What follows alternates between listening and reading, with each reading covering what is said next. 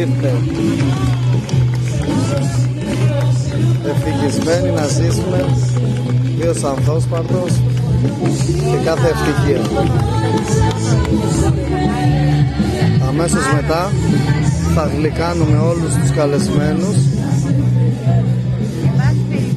με το μοναδικό παγωτό Ειρηναίος της Ελλάδας.